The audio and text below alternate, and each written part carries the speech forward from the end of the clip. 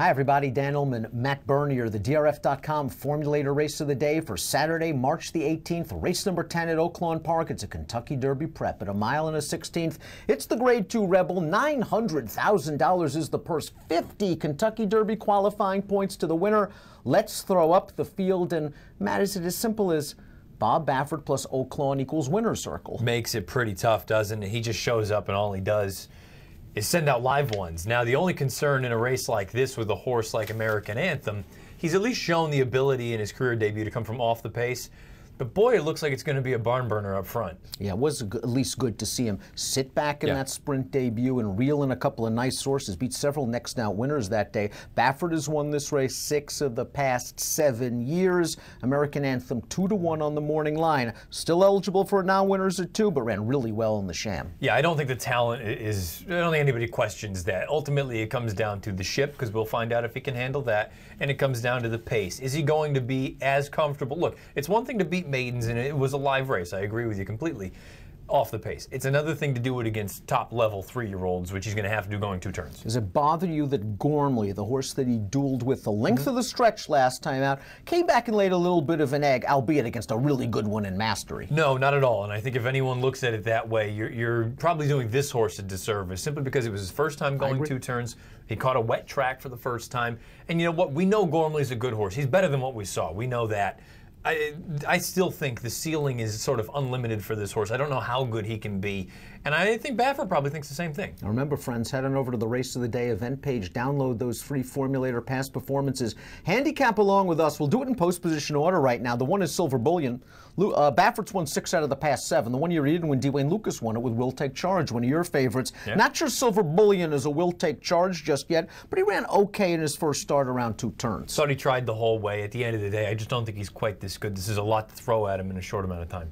The number 2 is uncontested. He's kind of an X factor in this race because the way he won the Smarty Jones 2 starts back over a sloppy track, big buyer speed figure. A lot of folks thought that this horse would go right down the road here at Oaklawn. Didn't work out in the Grade 3 Southwest. Wayne Catalano said the weather worked against him, didn't get as much training into him. He's tightened the screws for this race with a couple of real fast workouts. Yeah, you got that most recent bullet in 58-4. I have to be honest, even with the weather and whatever else may have gone on prior to Southwest, turning for home, I thought he was done sitting pretty. No, I thought he was, sitting pretty, he was moving, and then when you asked him, there was nothing there. There's a part of me that feels like distance isn't going to be his friend. I kind of think he's going to be a 1-turn horse when it's all said and done.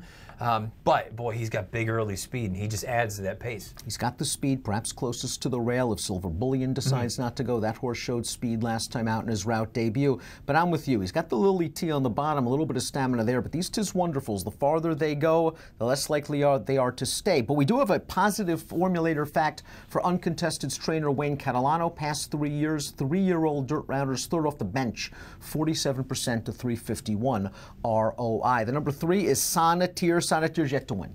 He's 0 for 8 lifetime. He's run a couple of nice races. He gave Royal Mo a little bit of a scare at Del Mar last year as a 2-year-old. Sonneteer does have a positive formulator fact. Heath Desormeaux does this. Stretches horses out with 3-year-olds on dirt. 41% of 495 ROI. And isn't this horse going to get some pace? He's going to get some pace. He's just not fast enough right now. I think this is a big jump up. Let's try to get through the maiden ranks before. But I have to be honest with you.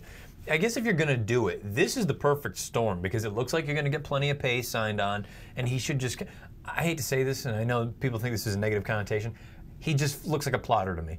Right now it looks like distance, fine, just hasn't done it fast. The 4 is Petrov, and I thought the Weekend Warrior Daily Racing Form national handicapper Mike Watchmaker made some very interesting points concerning Petrov's chances in this race. His last 2 races, his only 2 races around 2 turns, this horse did the dirty work chasing uncontested. This time around, I think Jose Ortiz is going to say, if someone else wants that role, go right ahead. I think he gets a much better setup in this race simply because of what you and Mike said.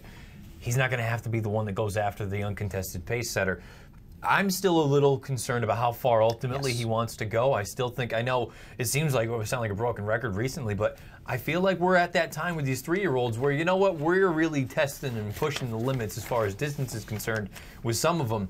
I wonder if he's going to be better going 1 turn. He's a player in here.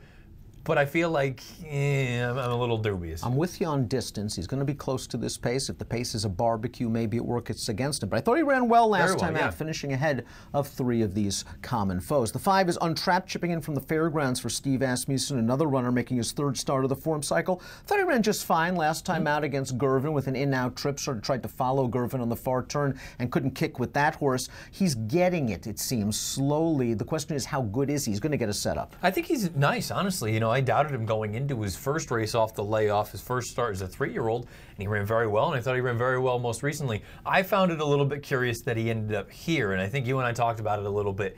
I wonder, again, sound like a broken record, I don't know how far he's going to want to go, and when you're at the fairgrounds, you have the longest stretch run in North America. There's a part of me that wonders, are we just trying to get the money now while we can? Because ultimately we know he's going to have to turn him back a little bit. The number 6 Malagasy could be any kind.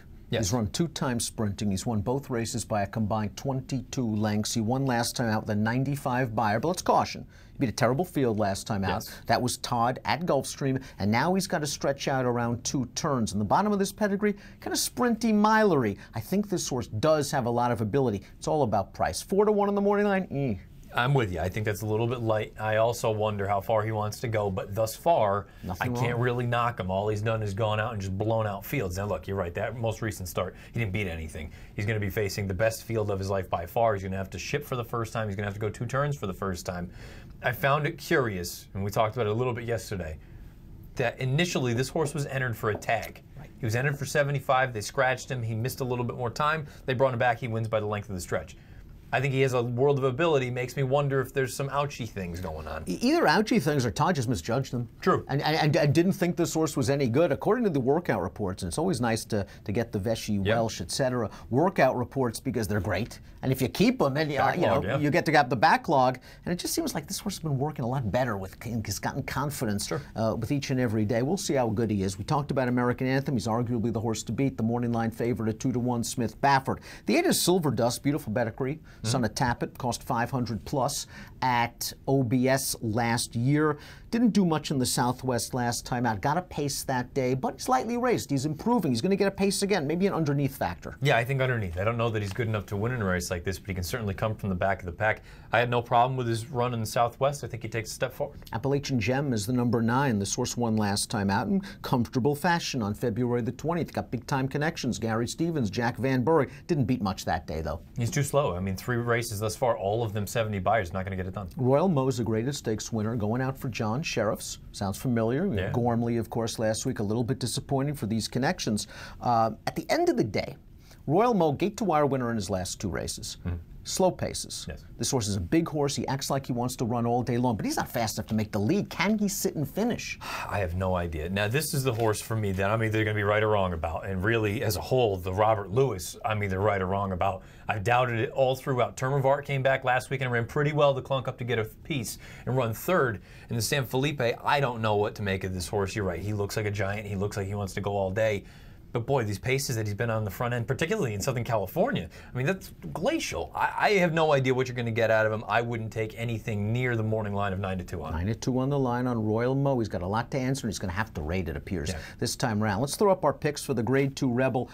I like where you're going in here, Matt. This is a very interesting horse at a big price. The 11, Looking at Lee. He took on the best of his generation last year. His last race, the Southwest, was his first race back. You're going to get a progression on him, and you're going to get pace, and you're going to get a price. You're going to get the pace. That's the big thing for me. And I also look at it. You said it. He faced the best 2-year-olds that you possibly could face. And he wasn't, I get he wasn't ever within really shouting range, but he wasn't disgraced. He came with his move from the back of the pack. He couldn't get the Classic Empire on 2 occasions. He couldn't get the Knot this time. I mean, those were far and away the 2 best 2-year-olds that we had last year. And his Southwest, okay, maybe he just kind of clunked along at the end, but it was his first start off the bench. He got pinched there early on out of the gate, came from the back. I think the pace is only going to be faster this time around. He may not be good enough to win, but I think he can certainly get a piece. At the end of the day, you want a horse at this distance, this time of year, that's going to be running late, especially in the field. We got some horses questionable at this distance and a big pace to boot. Now, Looking at Lee, there are no questions where he's going to be early. Ricardo Santana's going to break. Last. He's going to take him over to the rail. He's going to see everybody else early, and hopefully he's going to come rolling late. Big price, 15-1 on Looking at Lee. Give me numbers. 11-7, 4-8, acknowledging wholeheartedly that I think Baffert is way the horse to beat. I need more than 4-1 on my top pick, the 6, Malagasy. He could be any kind. I think he's going to try to settle in the second flight here. We saw that Pletcher sent one liner in from Gulfstream Park to win the Southwest. Not sure Malagasy's as good as one liner, but he hasn't done anything wrong thus far in his career. I think he could be a first or last candidate, though. Yeah, he kind of fits that mold, doesn't he? Where he could either go out there and strut his stuff like we saw with one liner, or Javier gets into him going into the far turn and the wheels start spinning and there's nothing there. It'll be interesting to see what we get. We're going to learn a lot about class and distance for Malagasy, and at the end of the day, you got to demand a little bit more, I think, than the morning line of 4-1. I'll go 6-4, 7-10. Great card at Oaklawn Park on Saturday. If you're playing from home, there's only one way to do it. DRF Bets, of course, $300 sign-up bonus, drf.com/trifecta. Join DRF Bets for a huge bonus. An approximate post time for this important Kentucky Derby prep. The Grade 2 Rebel, race number 10 at Oaklawn, is 6:06 Central. Best of luck.